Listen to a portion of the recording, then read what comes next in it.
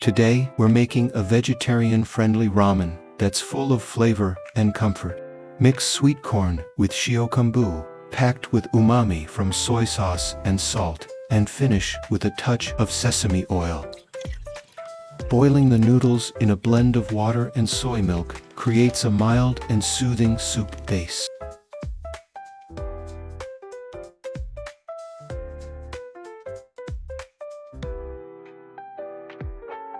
Be sure to add the included soup base for extra flavor.